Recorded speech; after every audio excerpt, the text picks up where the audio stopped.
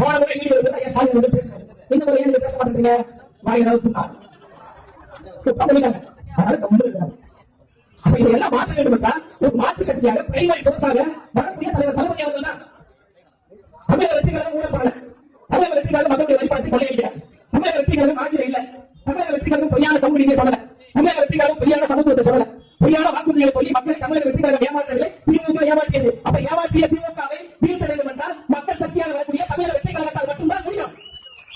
அந்த ஒரு மாற்றம் 10 மாசம் நடக்கும்போது அடுத்த வருடம் இந்நேரத்துக்கு தமிழ்நாட்டுடைய முதலமைச்சராக தலைவர் தளபதி அவர்கள் இருப்பார். பெண்களுக்கு ஒரு பாதுகாப்பான ஒரு ஆட்சியை கொடுப்பதற்கு, படித்தவர்களுக்கு படிப்புக்கேற்ற வேலையை உருவாக்குவதற்கு, சாதி பிரச்சனைகள் இல்லாத ஒரு சமத்துவ ஆட்சியை உருவாக்குவதற்கு, சொந்த வாக்குறுதியை நிறைவேற்றுவதற்கு, உண்மையும் நேர்மையான ஒரு ஆட்சியை அவர்கள் மட்டும்தான் கொடுக்க முடியும். நாளைக்கே நாங்கள் சமூக நீதி ஆட்சி நடத்துகிறோம், சமத்துவ ஆட்சி நடத்துகிறோம் என்று சொல்லிக் கொள்கிற திமுக எதற்காக நீங்க இந்த வரை சாதி கணக்கெடுப்பு நடத்தாம இருக்கீங்க? இந்த வேலையில் பாதிக்கப்பட்ட அந்த மக்களை அழைத்து ஆறுதல் சொல்லக்கூட ஐயா ஸ்டாலின் அவர்களுக்கு நேரம் இல்லாமல் இருக்கிற காரணம் என்ன?